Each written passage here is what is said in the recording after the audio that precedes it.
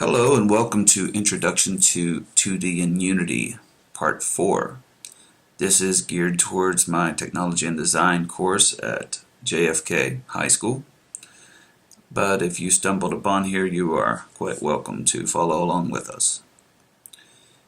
In this final section, we're going to create a simple win GUI. Just a canvas that comes up, says you win, or whatever, for the end of a stage or the end of the game. We'll create one for losing, so when you die you can restart a level or go back to the main menu or whatever. And we'll add in some sound effects and background music. Set up the skeleton of a second stage to show just how easy it is to make more advanced levels in your game, and we'll link all this together using Playmaker. Alright, so this is where we left off in section 3.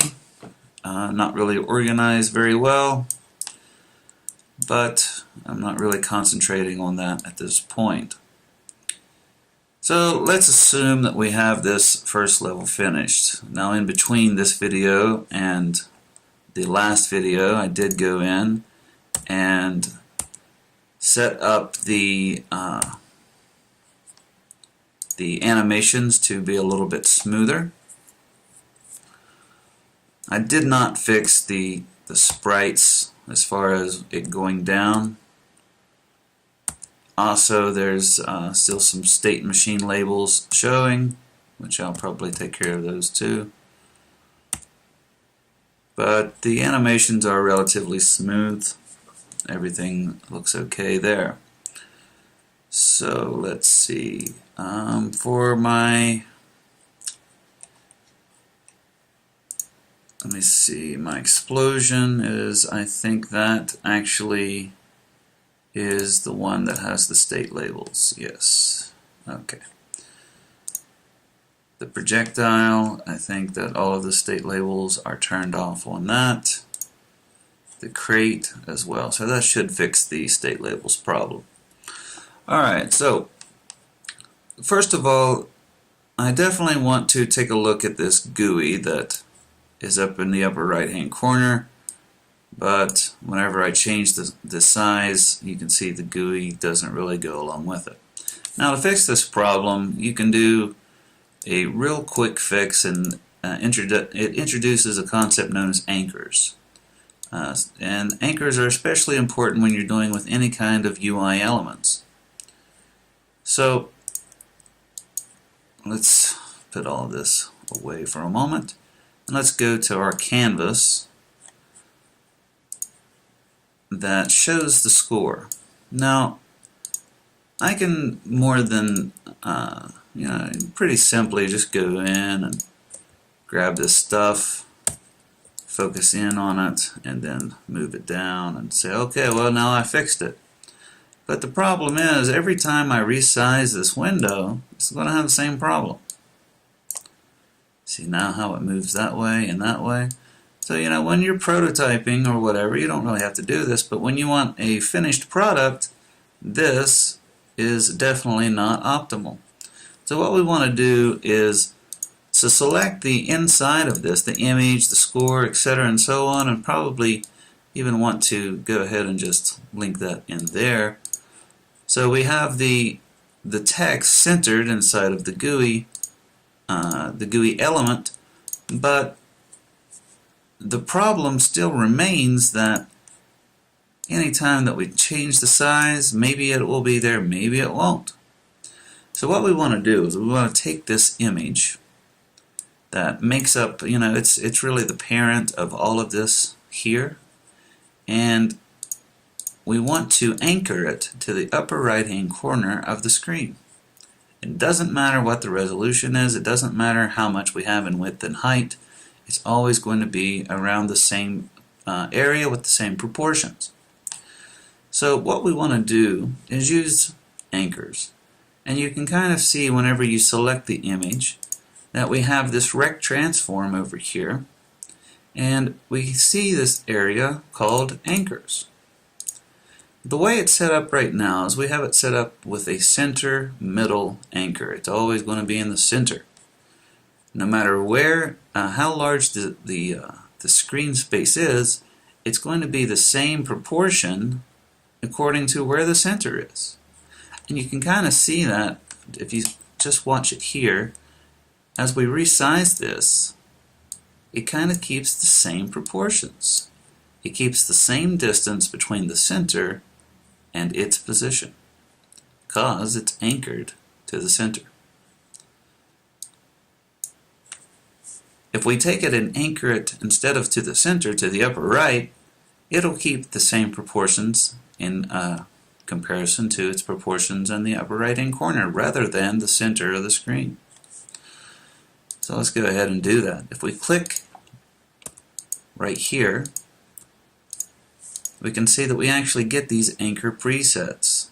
Okay, so we can set these up to stretch, or if you want to keep them the same, if you want to keep the same dimensions, you want to use this stuff in the middle. If you want to have the GUI stretch, you would choose this stuff on the outside. Now I want to keep the same dimensions, so I'm going to anchor it here to the upper right hand side, and that's it. That's simple. I have anchored to the right and anchored to the top, so that would be this one. And now if you watch the GUI, whenever I change the size, its position changes with it, and it keeps the same distance from the top and from the left, or sorry, from the right.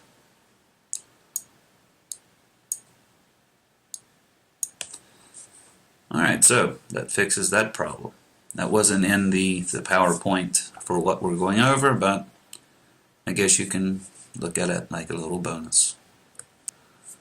Alright, so the things that were inside of the presentation, we're talking about win-loss GUIs. So I'm not going to spend a lot of time on this because I don't want to have another hour and 40-minute video on this.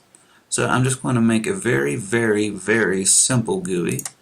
And what we want to keep in mind here is that these are things that are going to appear or disappear all at once. Now the first impulse might be to say, okay, well, I have one canvas, I'm going to have all of my GUI elements on this one canvas, and that's all well and good. And then I can maybe take one of these images and make it appear or disappear depending on whether it's a win or a loss. Now that's partly true. It's partly true. But we want to disable everything about a GUI element if the conditions for it being shown are false. So what we're going to do is, instead of putting everything on one canvas, we're going to create multiple canvases. So I'll go to Create UI Canvas. Alright, so I have a new canvas, and this canvas I'm going to call Win GUI Elements.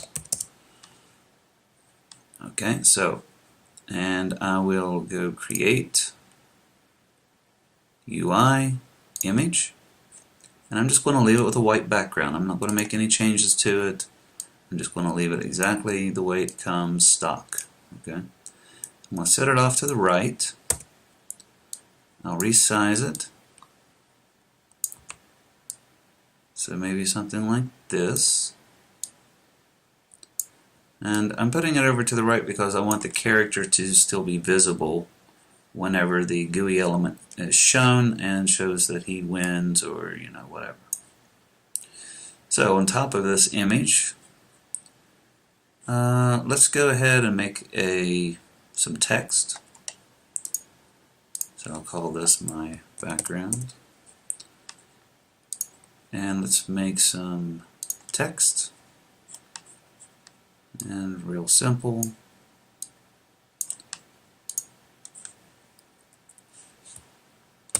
Great job. Okay.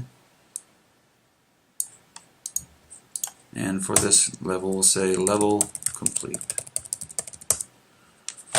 Alright, so it's not showing up, and the reason is pretty simple. The area for the text is not large enough, so we can scale it up. I gotta go and change it all together, I guess. Let's see, font size.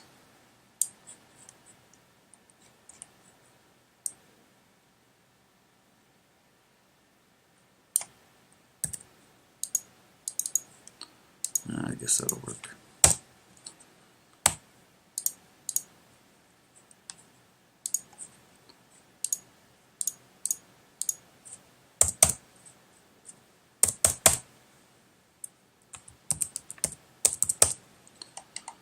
Let's see, I want overflow. There we go. Alright, so we have some simple text. Obviously, this is very rudimentary. And this is just going to appear whenever the player finishes a level, and then it's going to have two buttons. One will be, and you could do things like having, 1 star, 2 star, 3 star, depending on how many points the guy got. And you would do that with just images that appear and some effects that would appear. Presumably you would want some kind of shiny animation or something in the background. But we're not going to do any of that. We're just getting the basics down so you can use this in your projects.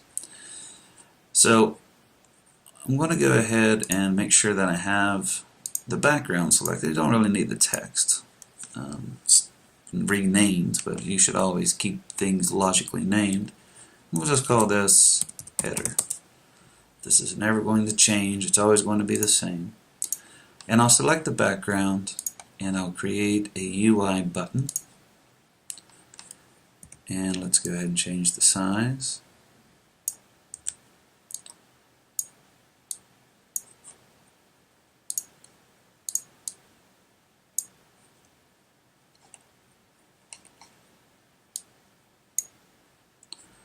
And let's see, let's say next.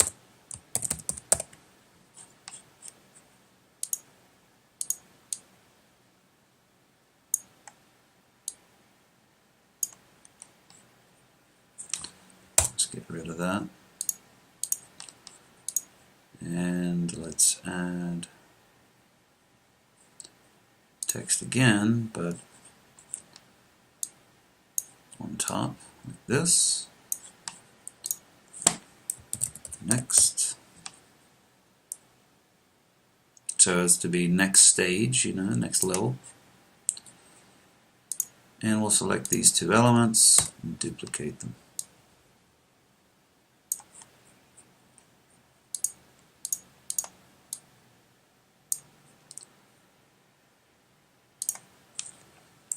Text, retry.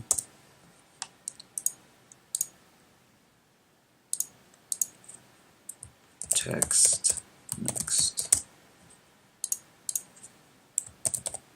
Button, next. Button, retry. Alright, so we have a couple very simple buttons here. Maybe we want to center this one up a little bit better. So we have two buttons. We want some functionality from these buttons. Whenever someone clicks this, one thing happens. Whenever someone clicks this, another thing happens. Now, let's see. Very simple. What we're going to do is we'll add some Playmaker functionality on the next. And let's see, for this will be level 1, so we'll say we want to load level 2. We'll add an FSM, we'll call this listen for click.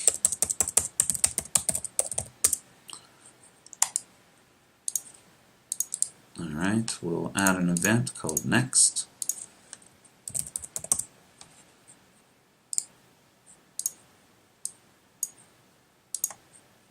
And over here we'll go ahead and do our load level. And here we'll do button click. And we want to make sure that we choose the UGUI section, not the GUI section. UGUI is the new GUI system.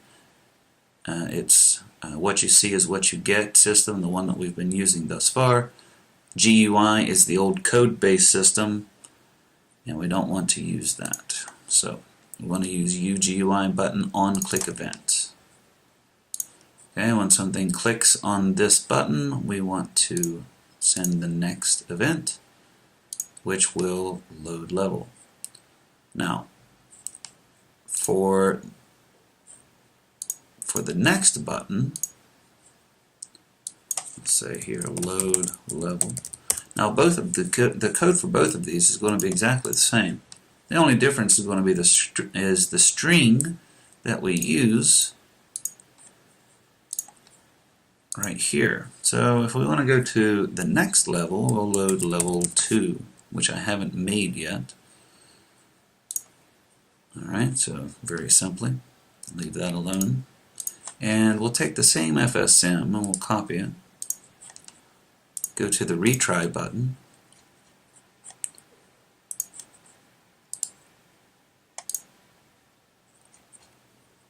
And we want to make sure that we turn these state labels off. Oh, I put that on the wrong thing, didn't I? Well, that's okay. Just remove that here and put it over here. Alright. So for button retry, we'll just load level 1 again. That's it. Alright, so that part's over. Now, obviously, in the game, this entire canvas is going to be disabled. Now, when do we want this to appear? Well, whenever the guy gets to the end of the level, we probably want that thing to appear and to state that, hey, good job, blah, blah, blah, blah.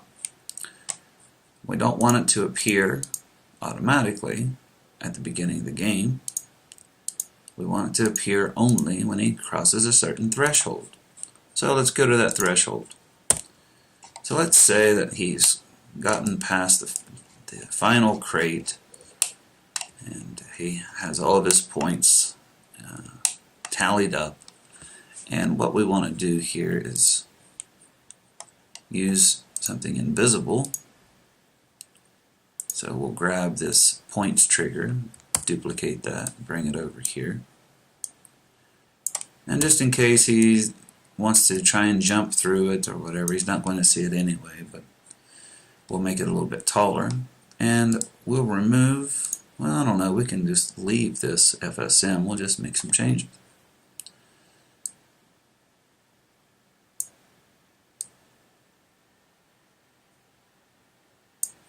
Let's go ahead and we'll parent it there for now just so we can move it out. Okay, and we'll call this end level trigger. Alright, so we'll have it set up as a trigger. We have everything exactly the same as it was. We definitely want to change the functionality. So when the player triggers this, what do we want to do? Well, first of all, we don't need this manager. We don't need to set any points or anything like that. We don't even need to destroy this thing. What we do need to do is, first of all, tell the character to stop. Now, we have the functionality from previous videos that already do that. If we look back at the player, we can see that we have a state already ready for him to go called stop. Okay? It sets the walking and the jumping to false, and we can also set the shooting to false as well, just to avoid any possible bugs. So we'll set walking, shooting, everything to false, and we'll make sure that there's no movement here anymore. If you remember, this guy's moving with a translate. And as long as this isn't translating, that means that he will stop. So this should be fine. So what we need to do is actually call this function, or enable this state, whenever he actually collides with this in-level trigger. Now, that's pretty easy to do. The only thing we have to do is call an event. So let's see. Trigger events. Can't remember the exact name of it.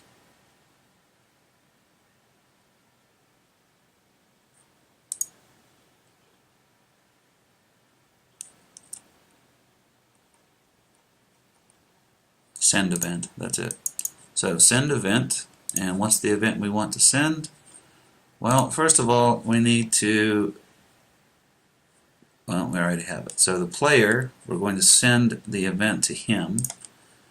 And what's the event we want to send?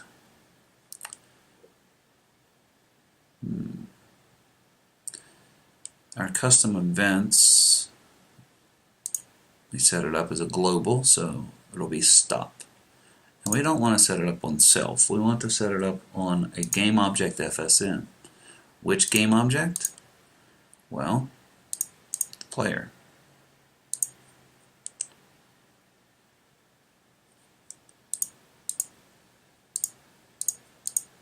Okay, why aren't you there?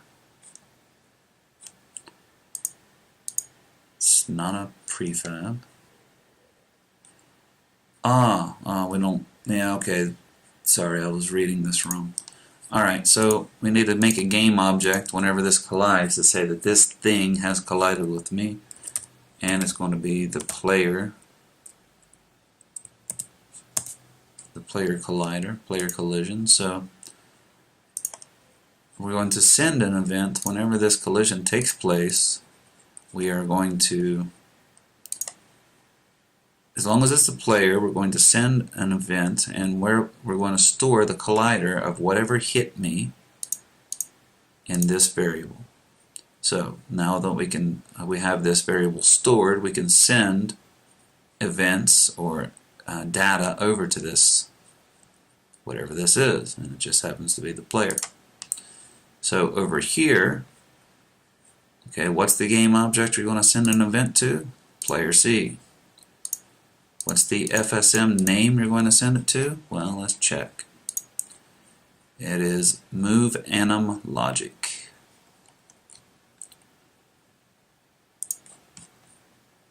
So move anim logic.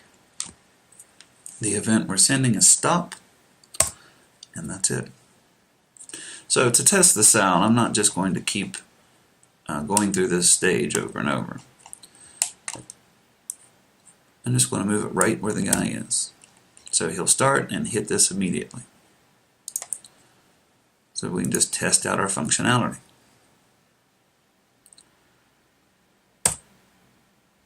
Alright, that part of it works. As soon as he touches this, he stops. Good. So what else do we want it to do? Well, first of all, we have a problem here.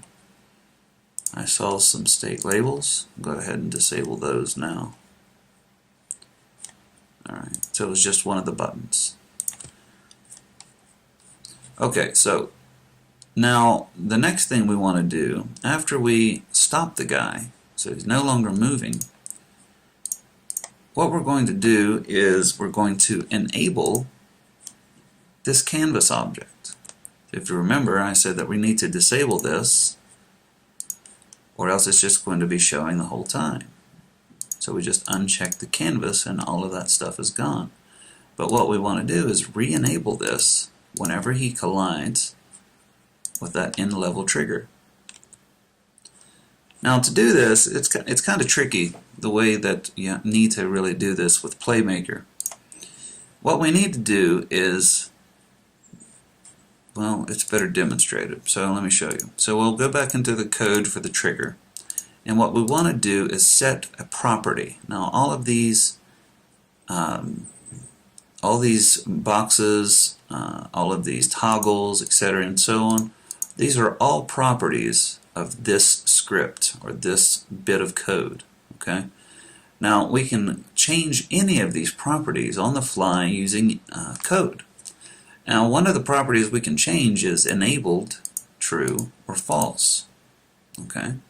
So we can take any of these and turn them off or turn them on inside of code by using the get or set properties action. So we'll go into our action browser and we'll do a set property. And it says sets the value of any public property or field on the targeted Unity object. Drag and drop, and here's the key. Drag and drop any component attached to the game object to access its properties. So we drag and drop a component, not an object, a component.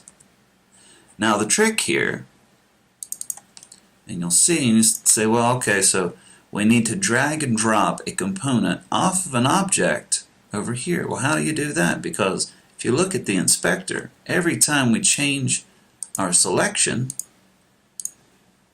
it changes for whatever object we have. And the playmaker does the same thing. It changes depending on which object we have selected. So there's two ways we can do this, and they come down to the same basic principle. We need to lock one of these, either the inspector or playmaker, to not change whenever we change objects. We want it to stay showing the settings of the same object the whole time. So if I select the end level trigger and I say here, well, what's the target object?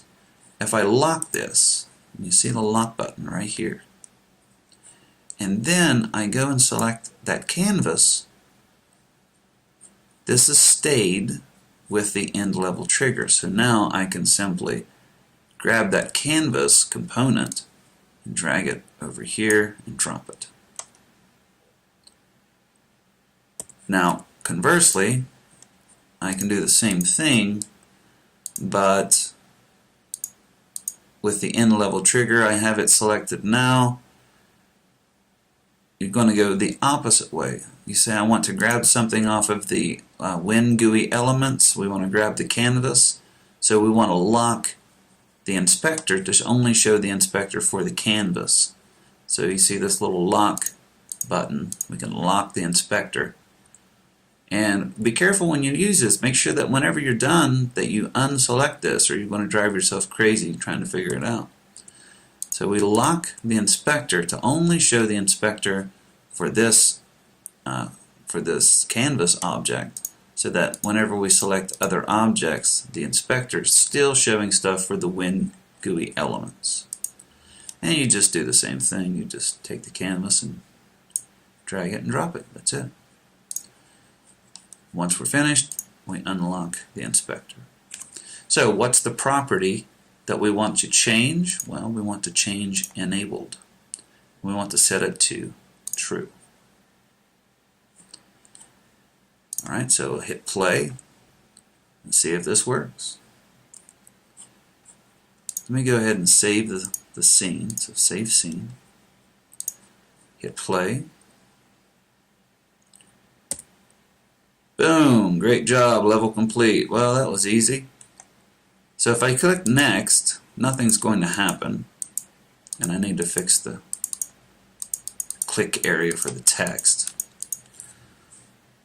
But if I click the next, nothing's happening because, well, there's two reasons. For my build, and whenever you're trying to load levels, they have to be in your build settings or they won't load. That's the first problem. The second problem is, and you'll see that whenever I click the next one, it actually will work, and you say load level 1, it reloaded the same level, so when I click retry, it'll reload the level over and over again. Which, that's strange, I just contradicted what I just said. That didn't used to work. But anyway, the reason that the next button won't work is there is no level 2. If you remember in the code, I said, well, we're going to load level 2, but there is no level 2. Inside of our scenes, we only have main menu and level 1.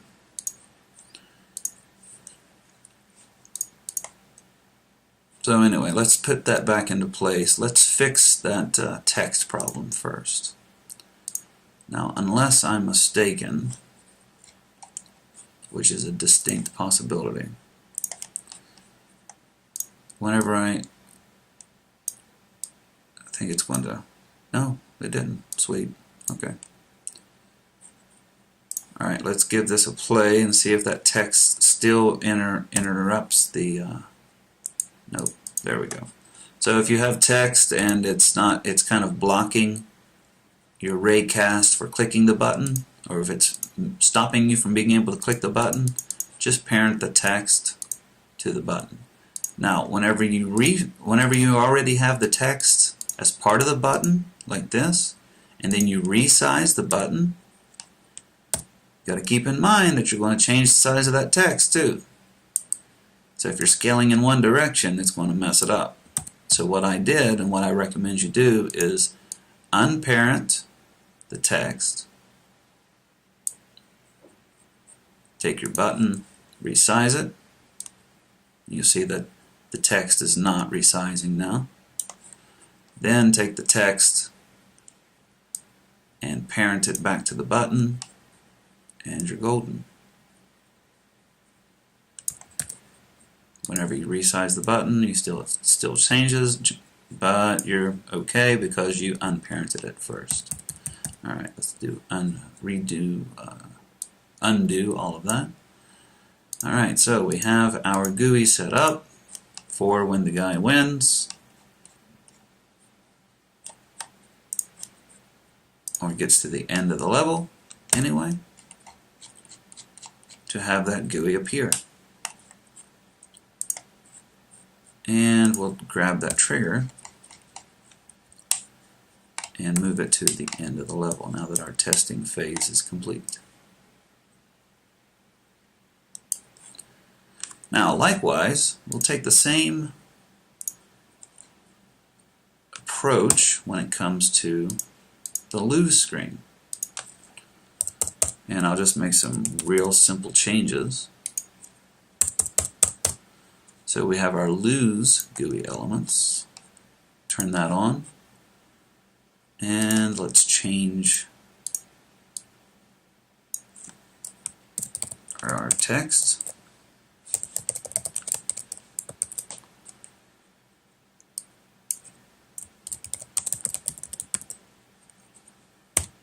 So you died, don't give up. And we'll do retry or quit.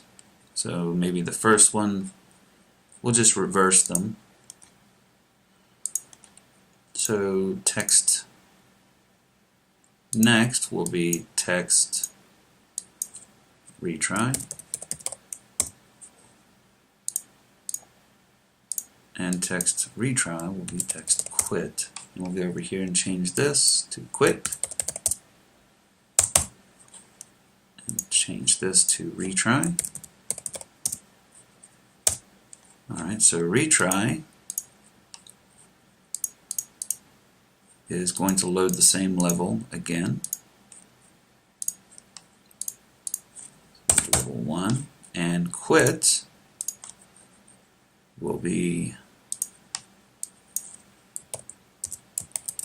main menu. Alright, so now we need to make this one appear. Pretty simple. We just go into our scene. We're going to have to hide this too, obviously. So let's see. Focus in on our hero. And what we want to do is whenever he dies, so here, die, we already have it set up that this is going to happen. So we want this to do something else. So we'll just do set property again on the die animation section. And you'd probably want to actually set this up as a separate function, but for the purposes of this, just getting the idea down, I think it will be just fine. So what we want to do is set property, and the property that we want to set is the same thing as before on the GUI. Over here we'll lock this. So then on our player we can grab that canvas, and we're going to set the property of enabled to true. Alright, now we want to set it off by default. So we hit play and go forward. Die! Oh, you died. Don't give up. Let's retry. Oh, life is too terrible. Oh no. And let's test the quit button.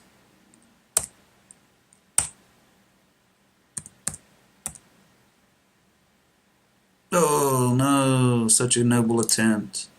Now, when I hit quit, it's not working and it's not centered. But if I look inside of my scenes, and let's say I go to my build,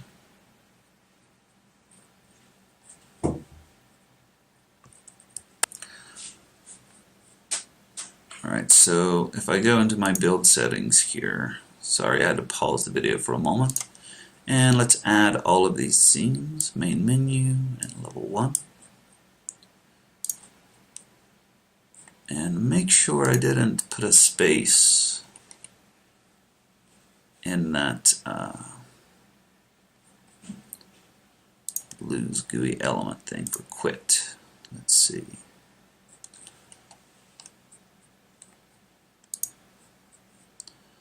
Main menu. No space. Okay. So let's give it a try now. Okay, quit. There we go. Back to the main menu. Start. Well, that's not working. But we can go ahead and save this scene. Load main menu. Go into that canvas. Grab the start button.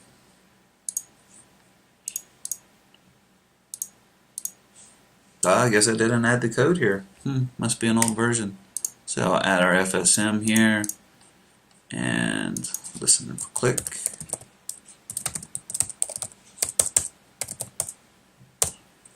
And we'll make an event. Just call it next. Add a transition next. And we'll call this load level.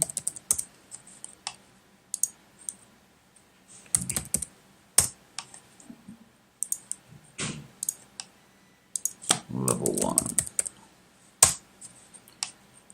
Save the scene. Play. Start. Well, that's weird. Why isn't that working?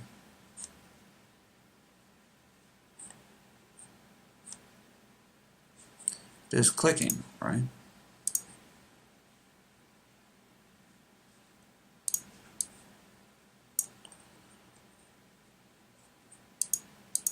No, it's not clicking.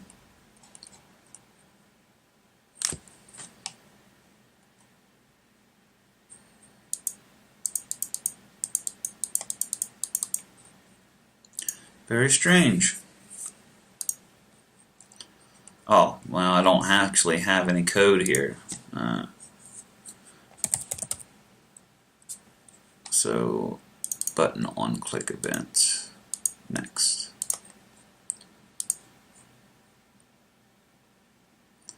So I say there's never anything wrong with the computer. It's always you. It only does what you tell it to. Alright. Oh, retry. Oh, quit. Start. Excellent.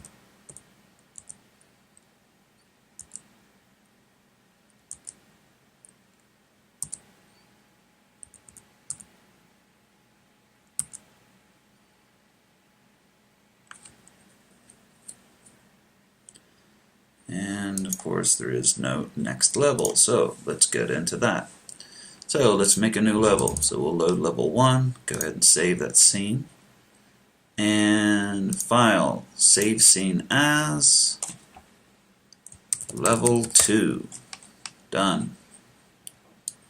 We'll take that scene, add it to here, and we have our base for level 2. That's simple. Take level 1, save it as a different name, and then you can go in and make some changes. You know, mix it up, change it a little bit here and there.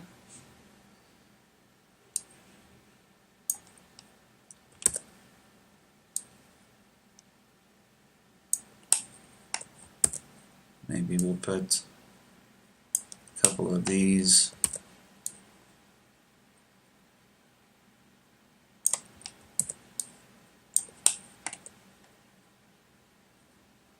like so, and save the scene. And give this stage a test run.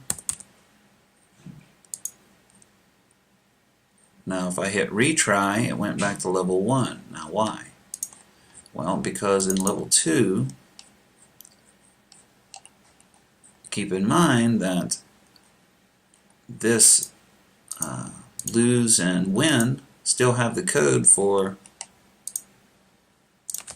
the first level, so I actually would need to come in and change that. Alright, so when I do a listen for click here and I do a retry on level 2, I need to reload level 2, not level 1. And my button next would need to load level 3 if there is a level 3. Okay, lose GUI elements, same thing. So the button, well, shouldn't even say next, it should say quit for lose.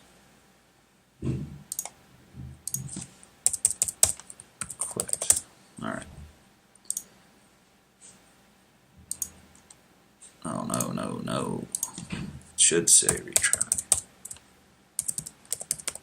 here and quit here. Changed the names of the text, but I didn't change the names of the buttons themselves. Alright, so for quit, that's still fine. Main menu, that's fine. But for retry, level 2, done.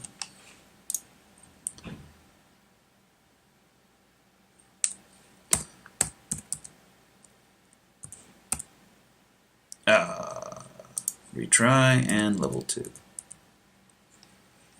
I don't know why that just happens randomly.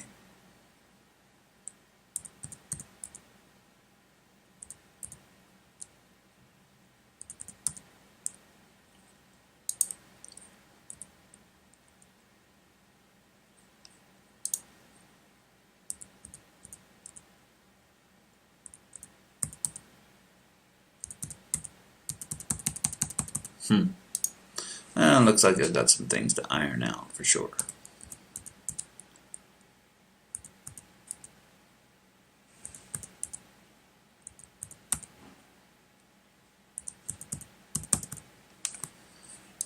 Alright, so get the idea. Alright, so that should cover everything I wanted to cover. Yep. Oh, no, wait, sound. Alright, so doing the sound, it's very simple. What we want to do is change the prefab, so we only have to do this once. So, well, no, I guess we'll have to change it all.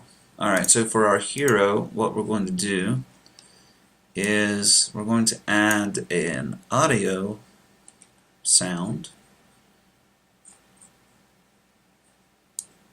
No, I think we can just do it without that. Alright, so inside of the jumps event,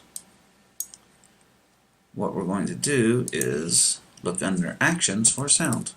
So play sound. Done. What's the sound? Well, if we look inside of our art assets, I have a couple here. We can preview these. That's the gunshot. This is one for jump. and this is the background music that I downloaded.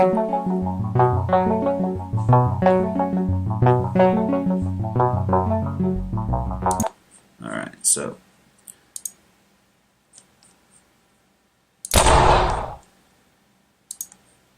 I think I'm not going to have one for shot, but you should have one.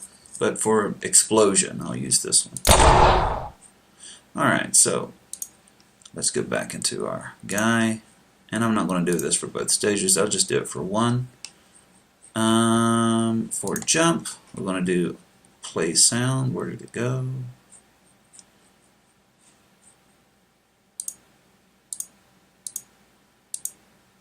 There we go. And we'll do the sound effects jump. Alright, let's try it.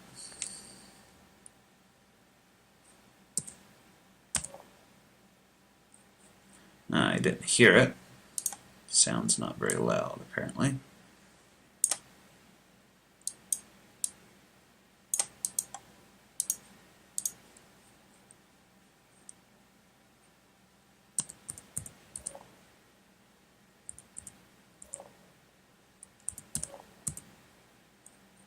You can kind of hear it.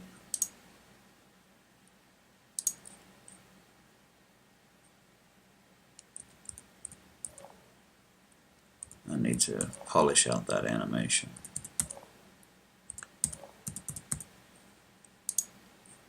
And I need to make it be able to shoot when you jump. But alright, so we have the jump sound. So now we can go on this prefab, this explosion, and just make it so whenever it's actually created, plays a sound.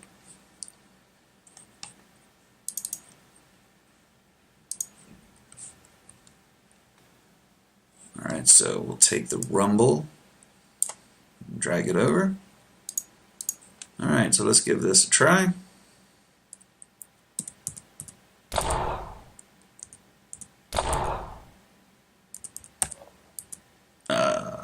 Should make a death sound there as well. Start. Now you'll notice that the jump effect doesn't work here.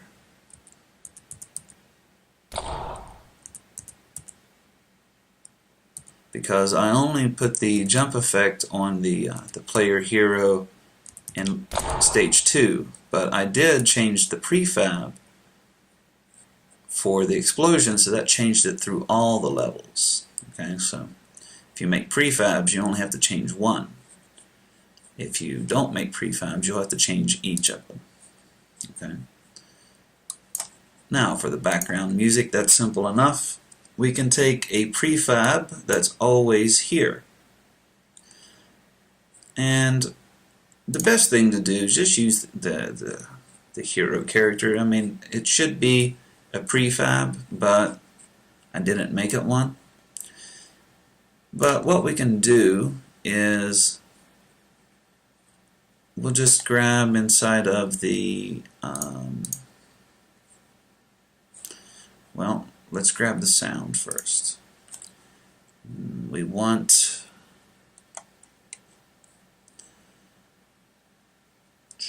alright, well, let's just grab the camera. Now it has an audio listener to it, and we can just call audio here, and we'll do audio source. So we're going to make an audio source, and we will loop and play on awake. So as soon as this is created, it'll start playing the sound, and we'll add the background music.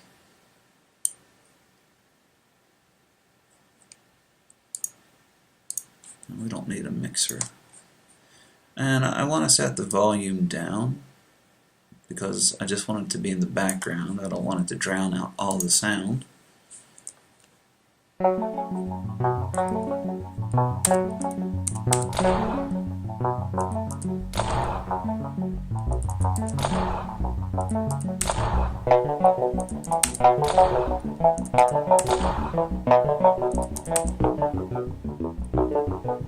Done. Great job. Level complete.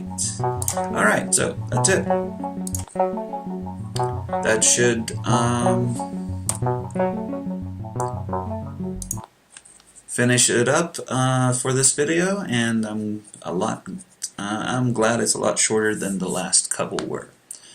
As always, I hope you learned something, and I'll see you in class.